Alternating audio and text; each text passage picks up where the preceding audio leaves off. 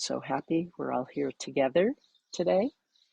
So it is a pleasure for me to introduce Cho Nguyen, who I have recently been getting to know in such a beautiful and joyful way in a little Sangha that we're part of together.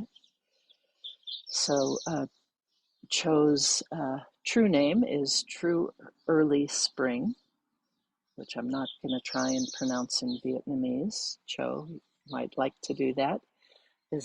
Cho is a second generation Vietnamese American. She's a mother, public school educator, graduate student in biology at Miami University's Global Field Program with Project Dragonfly.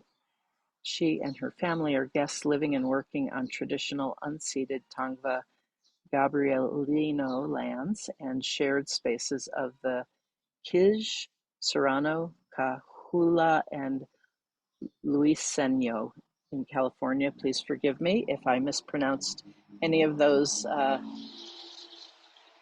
land names.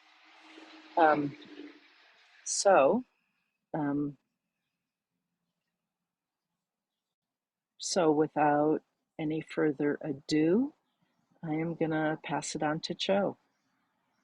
Thanks for being with us, Cho. So happy to have you here.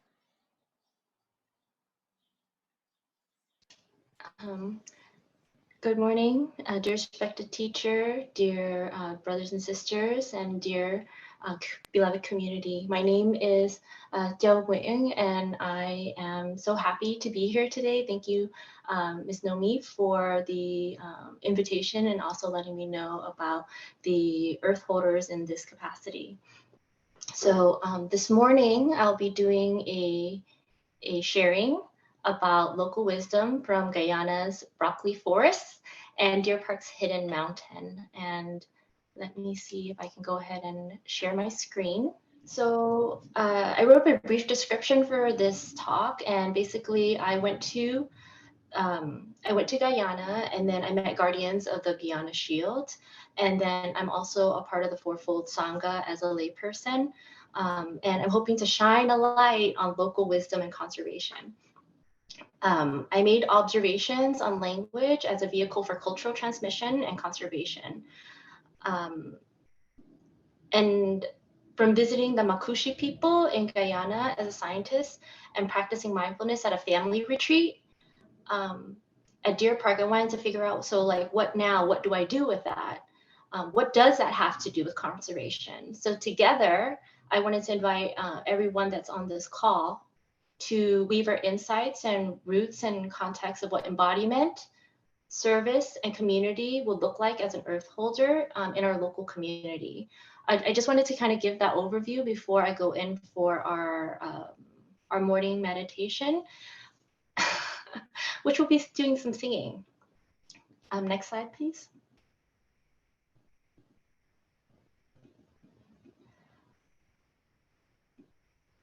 So this is just the flow.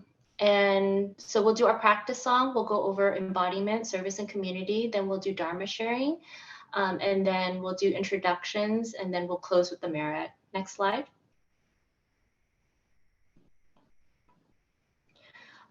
So here, I wanted to see if anybody has heard of the song All in My Heart. Okay. So some have, and maybe this might be the first time for others. So I was going to do some singing for you. And if you want to keep yourself on mute and also do some singing on your end, please join for a little morning singing meditation. Ready? So 1, 2, 3. The sun, it shines on my face and on my eyes. The sun, it shines in my heart.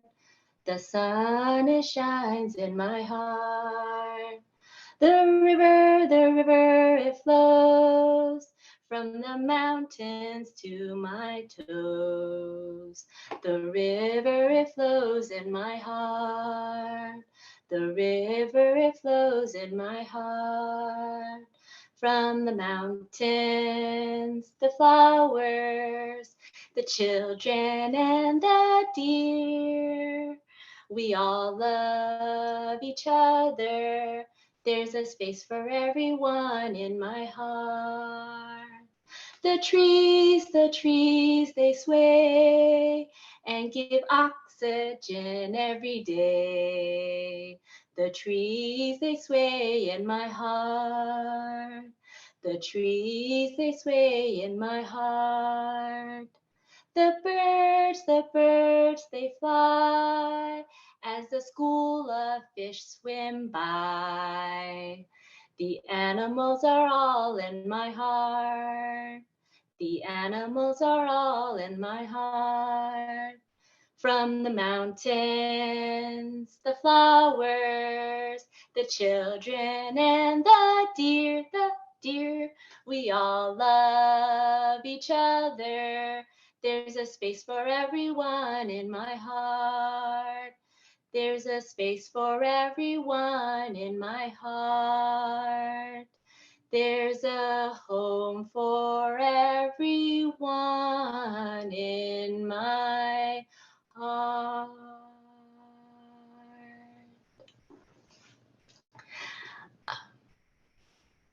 So I hope everyone enjoyed a little singing this morning. That song was written during the 2012 holiday retreat at Deer Park Monastery by Nimai, with lyrics by Nimai and the children at Deer Park. I've included a link here on SoundCloud if you want to hear their rendition, but you can always sing it with the instrument that you have on your body. And then slide. So that's me. And I am in Guyana, in Serrano, in this picture. And in the background, maybe you might see it here, but there's a faint rainbow. And in Guyana, we saw so many rainbows. It was really just gorgeous.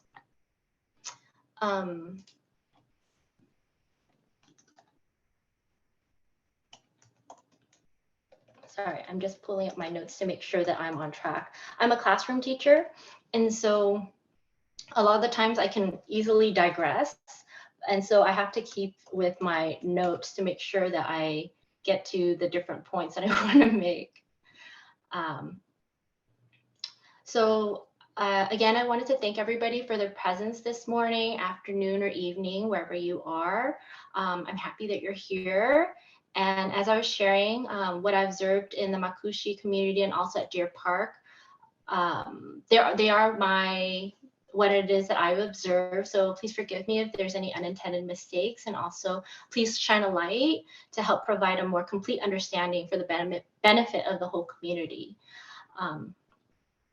I am a mom, and before having a child and after having a child, I wondered, who will support my daughter when my generation is gone?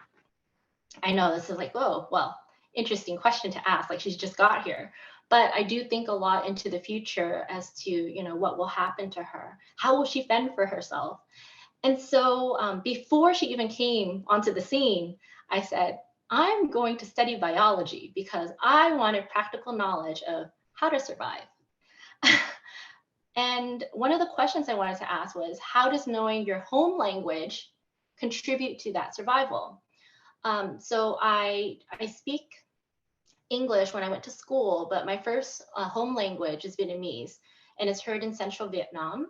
And I learned Vietnamese from listening to my parents and their friends speak to each other at family gatherings, death anniversaries, birthday celebrations of when people learned how to drive, get a job, get married. I learned from listening to them, the phrases they use, the gestures that they said without speaking. And I also heard a lot through Vietnamese proverbs through admonishment. My parents taught a lot through proverbs. But the main thing here that I wanted to just convey is that culture is a way of life, a way of being, and it's place-based. So when we learn about the culture, it's really transformed by the land.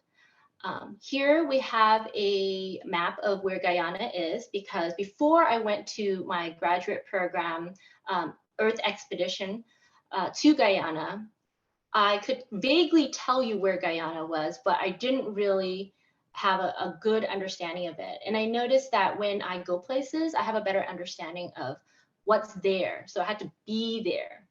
So here's a map just to kind of get you situated geographically. It's a little north of Brazil. There, the size of Guyana is about the size of Idaho, and there are less than 800,000 people that live in Guyana. The Makushi Amerindian people of the Rapuni Savannah are about 9,500 people, and they live in southern Guyana. I'm like pointing like I'm in class, like, oh, it's right here.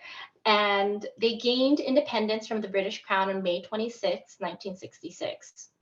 So I'll be sharing a few ways of life or culture of the Makushi people and living in the Rapanui Savannah, and then how they show their interdependency with land stewardship. I wanted to note that the Makushi culture is a living one, and that it continues to change and adapt based on ecological pressures.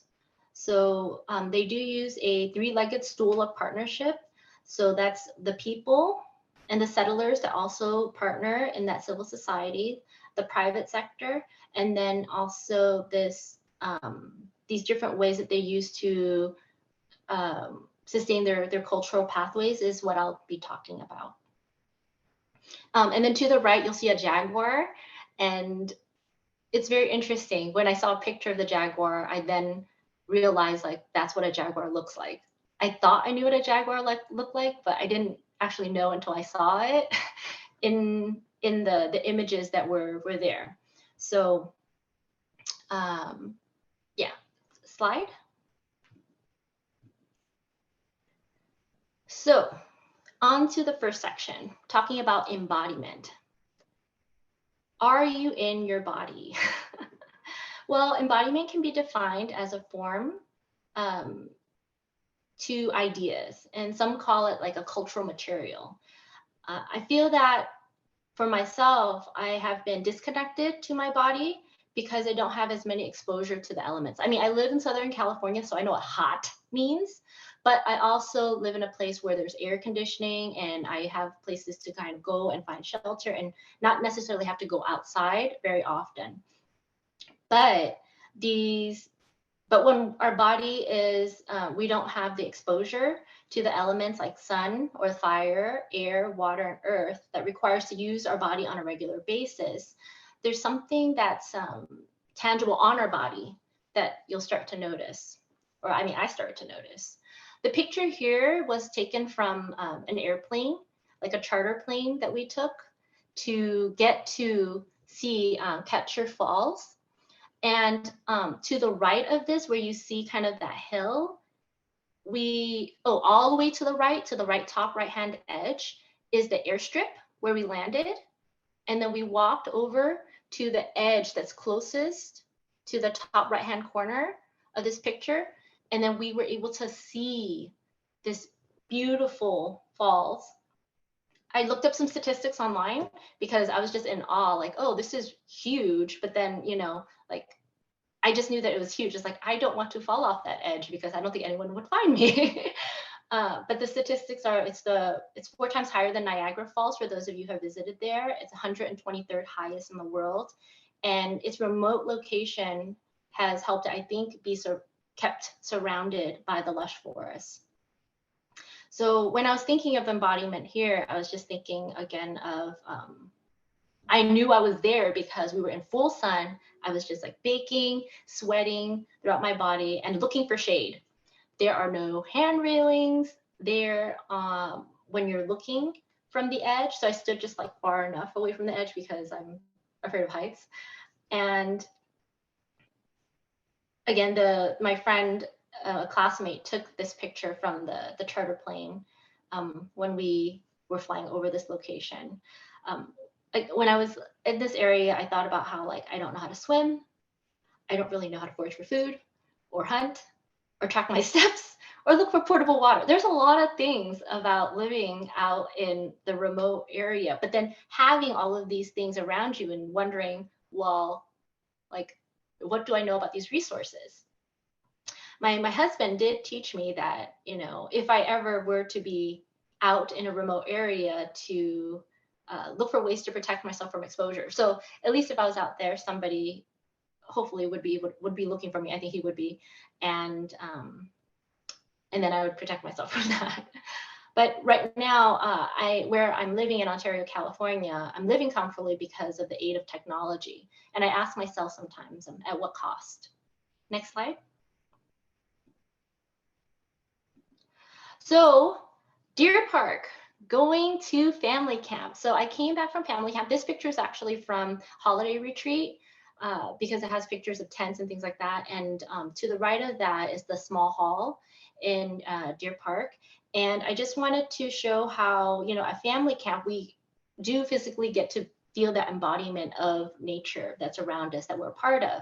You know, we pitch a tent, we make sure that we have proper gear to sleep, or else we can't sleep in the evening. And then when we wake up at 4 or 5 in the morning, because maybe children might be crying or people are going to the restroom, we pack, and we remember to pack light, because we carry things in and out of that place.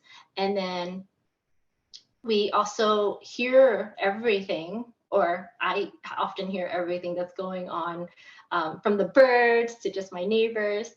And I just wanted to have everyone think a little bit about, you know, when we get to where we live, think about, like, what are our homes made of? You know, how many of our neighbors can we call if we needed help? What do our community centers look like? Who builds it? Because at Deer Park, I've come to think of it as like a small temporary, like, utopia that convenes whenever there's a retreat. There's about 66, I think, current residents that live there throughout the year. But then when it's opened up to the public, it's like this small community that has a culture of how it lives there. Next slide.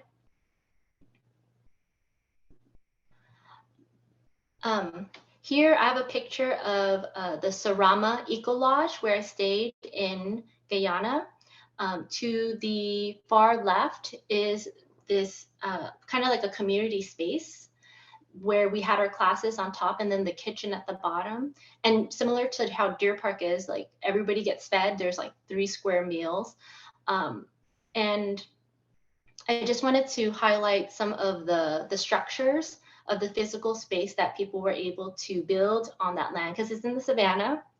And it's difficult to live in that area because not a lot of people can just, like, live there. There's farming, but it's settled with, I think, about 300 villagers. So I just kind of noticed the comparison between Deer Park and then also Soma Eco Lodge. In the middle picture is one of the rooms, and you'll see, like, that there's a thatched roof. And then at the bottom, there are boards, like planks, but you can see the floor, like the ground. And then in the windows there are no screens. So that's like a plus or minus, but we do have the mosquito netting. So our friends don't come and visit us throughout the evening when we're resting. They have also put like a septic system of sorts, like, so there's a restroom in the door in the middle picture there. And it's interesting, kind of the resourcefulness that I think people engineer from looking at the different technologies that can be put together, because there aren't locks, but they just made like little pieces of wood that would just like switch, and then the way that they hinge the door will lock that door. But you always want to get that locked when there's somebody in the room with you, because otherwise you'll have to kind of like jiggle it a little bit in different ways to kind of get out of that room. But I just wanted to point out the resourcefulness that people have when they're kind of forced to figure out ways to solve different problems. And then also to the right, you'll see the exterior, and there are paintings that show different people in the community. So it's not just like a random person, but it's somebody that actually exists, and they paint different images of people that they, I think, want to remember. So that's just one image there, but I just wanted to point out some of the structures of in Sarama at the Eco Lodge. Oh, and then I didn't put an image of this, but if you see like the round thatched structures from the top, it's actually like a jaguar paw, the way that it's built. So it's very intentional of all the things that are done to kind of tell a story about like why they're there. And the Sarama Eco Lodge too, it is something that came out of finding a way, like a livelihood for the villagers there to then bring in cash from the cash economy as the economies were changing and the people were coming in. And then it also is a way for them to be kind of like a guardian of their area, because then people can see like what can be protected there, because it's sort of like between the savanna, there's like the forest behind it. But there's people who live there to say like, hey, this is our land, so we're going to take care of it. And I think there are reasons, great reasons why you should too. Slide. So embodiment was what we just talked about there. And then the second thing I wanted to touch upon was service. And to me, service is really working with the community, but then also an education for ourselves. So in Sarama, this is an image of the wildlife club. And in the foreground, there's a person in a blue shirt, that's Neil Alipop. And then also we have the person in the white t-shirt that's standing just to, I think, the left of him. That's Craig, and he's the president of the wildlife club there. And then there are a bunch of my classmates that are interspersed between. And then you'll see that the other children, the young people, have like binoculars. So at the wildlife club, what they do is they do birding. So that's a big industry there, but then it's also a way for them to connect to their neighborhood, but then see the birds, and then also know that like later on, if they continue with this practice of observing the birds, they can be like what like the Audubon Society is, right? Like knowing the birds, knowing where they are, because birds indicate the health of the ecosystem. Like we've heard a little bit of like, you know, the canary in the coal mine type of thing. Birds will feel and experience what's happening in their environment much sooner and quicker than what the human body will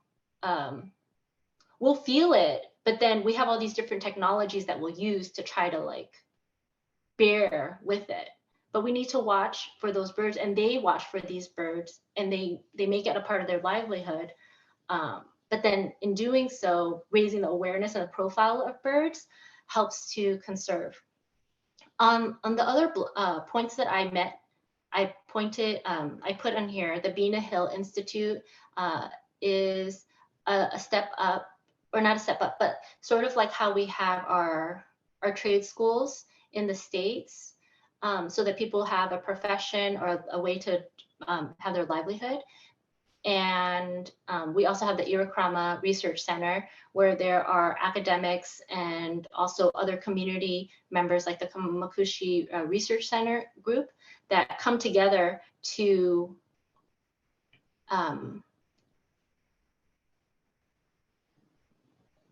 take care of maintaining a written record of what's happening in the community. The next part I wanted to talk about here is what's the parallel that I saw at Deer Park? Well, at Deer Park, we have service. We know about this if we go on retreats. I volunteered and staffed at the children's program, and then also through Wake Up. For the Wake Up schools as a teacher, I've read parts of the book and then tried to apply those things in my class. And we also have like the family tree, where basically everybody has a role, and wherever it is that you are in in your stage of life, like there's a place for you to like learn and have an education, whether formally or informally, but it just helps you kind of get to know a little bit of who you are, but in a community setting where you can reflect on it. In this next section. I'm so sorry. I keep accidentally advancing the slides and don't know how to make them go back, Cho. So sorry. It's okay. It's okay. So on this part right here, I shared the song in the beginning on purpose because I wanted to make a point about how ecological knowledge is transmitted through song. So this is the Serrano culture group, and they sing these beautiful songs. And one of them is the Serrano song, which is regarding their village. And it goes, and I'll just sing a little bit of it. It's a short song, but it goes, Serrano sitting in the valley. Serrano, you make me so happy to see the old and young and mountains all around. What a pretty, pretty sight. It's my hometown. When the rays of the sun reach the ground, it reflects on the hills around. When we focus on the palm trees swaying in the breeze, it's Serrano, my dear, dear home. There's another chorus, and then it goes in, brown-skinned people everywhere, friendliness is there, and meridians in every home. Rupununi Savannah is a place like no other. It's Serrano, my dear, dear home. It's Serrano, my dear, dear home. I shared that song in particular because when I was reflecting on my time in Guyana,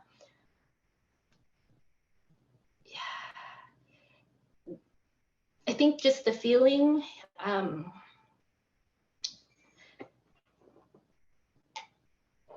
you get from seeing how much they love their hometown and that they're staying there to also pass along the culture, because everybody in that group, you can see like the younger and the older ones, they sing together in one voice in unity. And it's a very, like, it's almost like a gentle breeze in a way when they were singing. And it just reminded me of songs that I would hear from my parents when they sing about their homeland.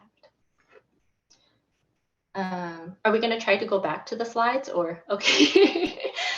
So the other slides that we showed were the next one was a special one. I mean, it's just so many special people that you meet, because when you go to a different place, you're like, I don't know if I'll ever see these people again. But it's kind of the same feeling when I go on a Deer Park retreat, because I just go, this is where I'm my best self, because there's the support of the community, like this small community. Where the funny story is when I was going to the big hall to go to a Dharma talk.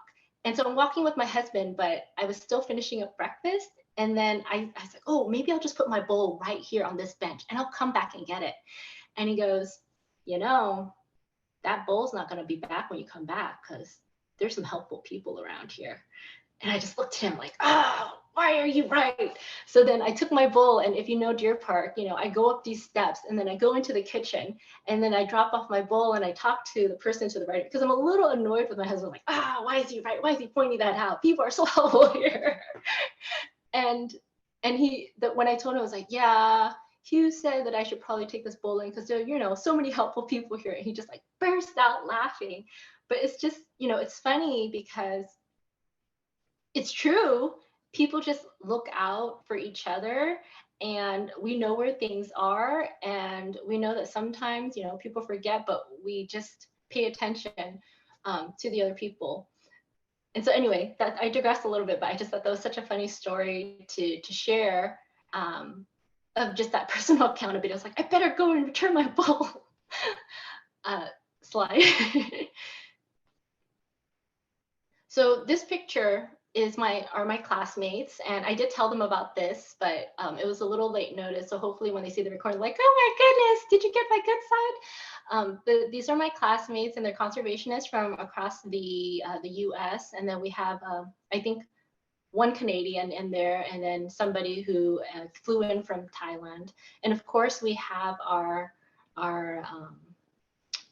in-country hosts, and we had the distinct pleasure of hearing from not only an elder, but the former vice president of Guyana and former prime minister of Amerindian Indigenous Affairs. His name is Honorable Sidney Allicock, and he was awesome. Awesome in the sense that he just, would talk to us like you're having a meal with somebody, and then they just kind of tell you about what's going on. And it was very humbling, because we're like, wow, you're coming to talk to us. And then he fielded our questions about the country. And then one thing that he mentioned that I thought was very interesting was he had the saying about sharing the old path with a new direction. And what I think he's referring to is the old path would be the way that people have gone. Like when you think of hiking, to conserve energy when it's so hot or like cold out there, you take a path that people have taken already. But there's a reason why people have taken that path, and more people continue to take that path. It's because it's tried and true, and then it works. And the new direction is that there's a road that will be coming in. And even back into the 90s, they said that there would be like a railroad that would be coming in, but now there's going to be a paved road. And there's their pluses and minuses, of course, with any road. But just thinking about what the community needs, he went and talked to the Makushi tribes, but then also talked to other Amerindian groups, because they needed to unify with one voice to talk about these old ways that kept the communities together. And that reminded me of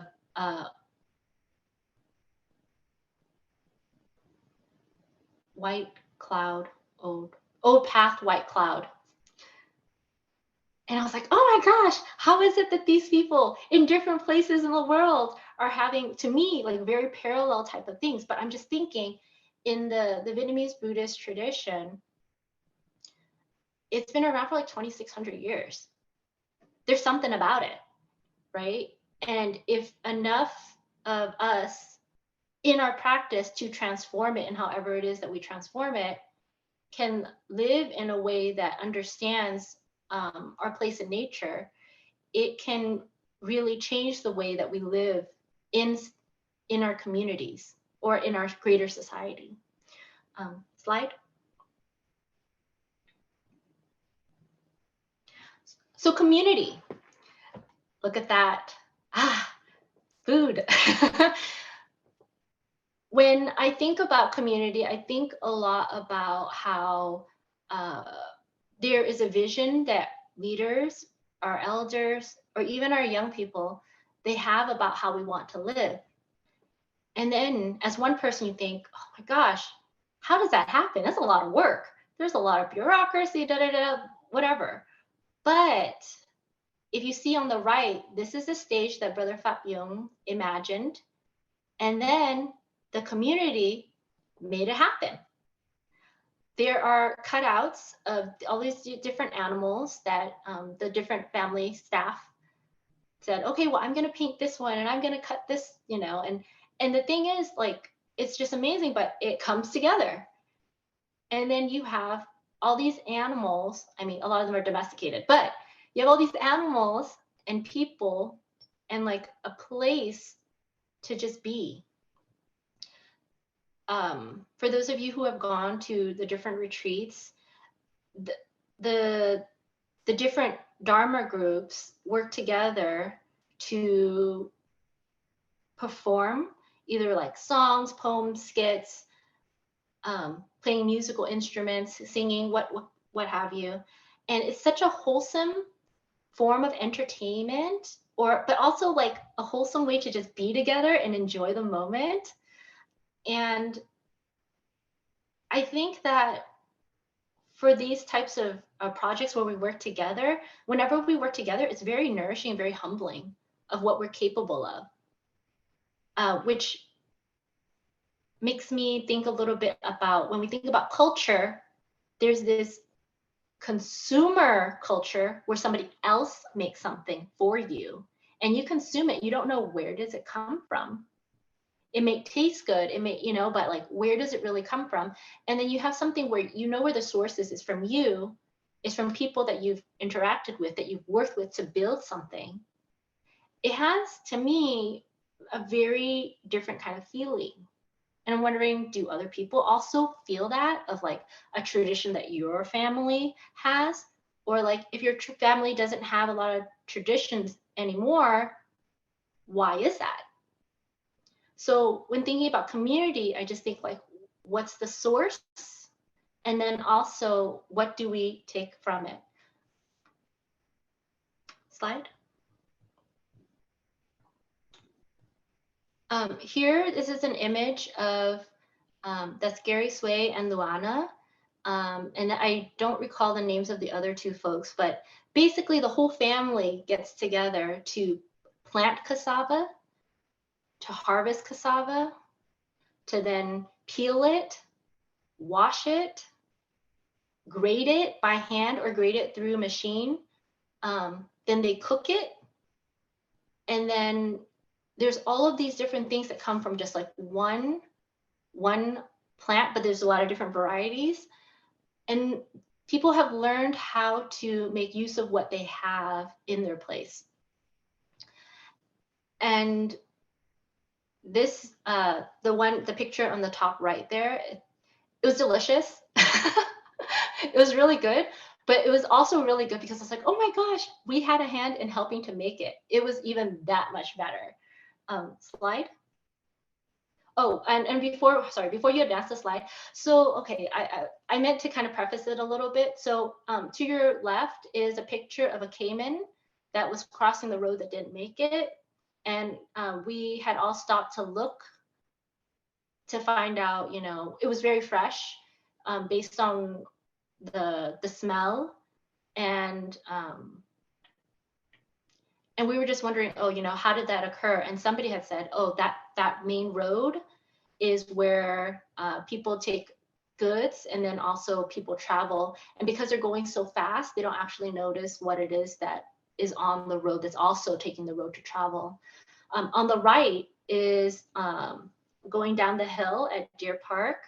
We're going down to Clarity, and then all of those little shadows are children, because that's a lizard, and it somehow got run over or something. And it's actually a female lizard because they're eggs that are there. I didn't put like a close up because I didn't want it to be too graphic and kind of give yourself a little bit of distance. All the children are very intrigued, as the adults, as you see on the left, of like, why does this happen and what can we do to maybe slow down or choose the ways that we move in the world so that we can take care of the animals that also live in the space. But I just thought that was a very interesting inquiry of like seeing life and death in an image for both like adults and also children, and also noticing the road that we want to take and the steps we want to take to have different outcomes. Slide.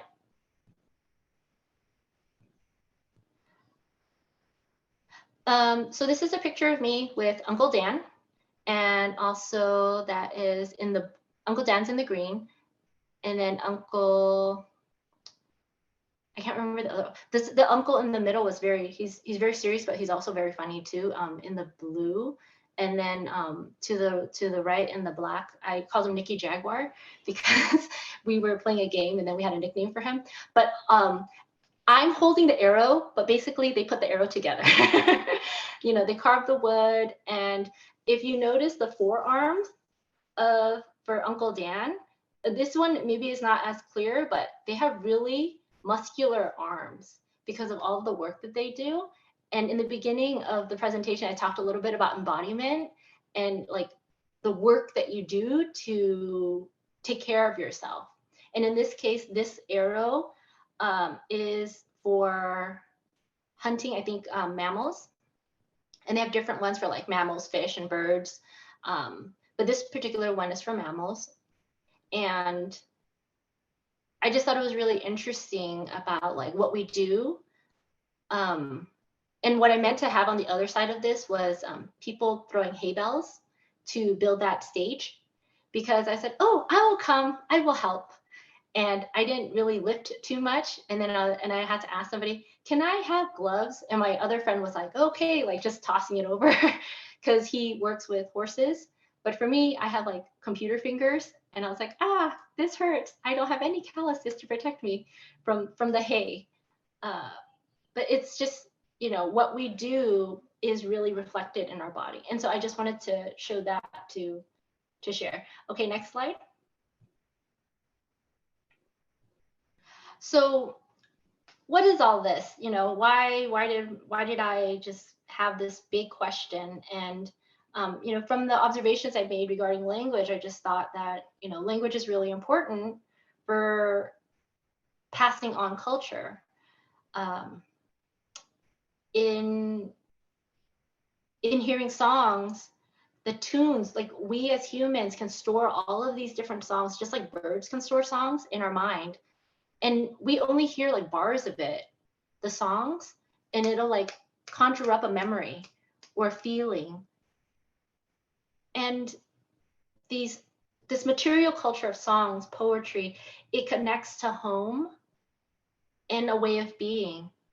And so I thought, you know, the local wisdom that comes from song and all of these different cultural material can help us find a way to have a continuation to be possible.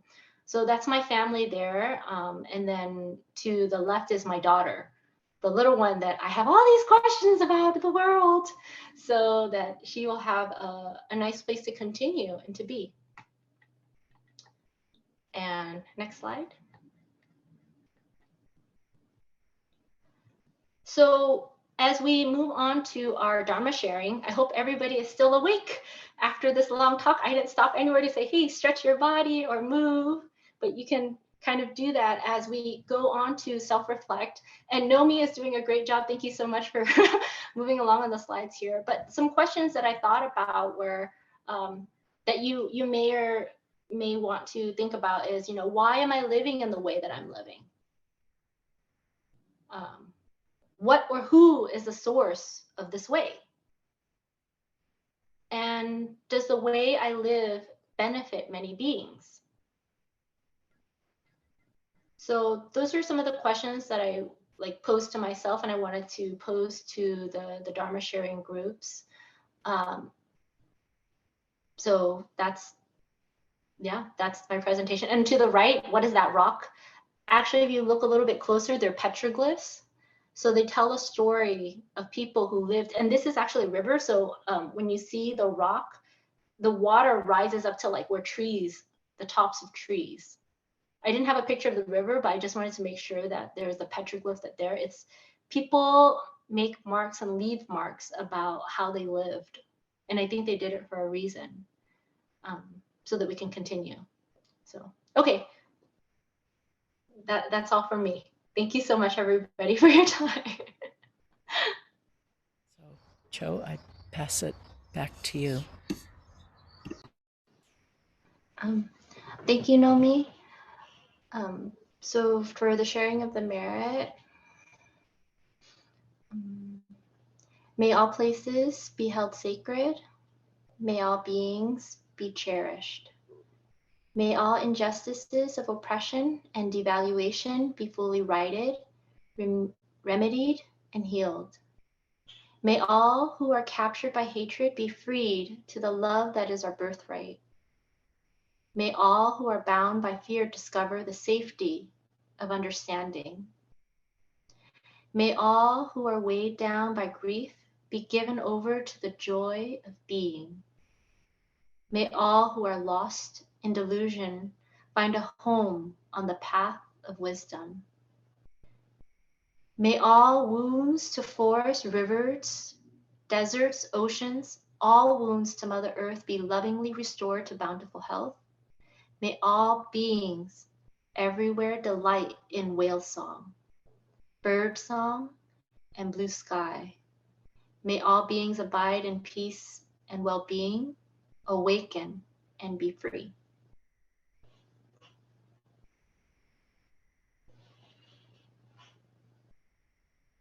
And Nomi, if you'll invite 3 bells for us.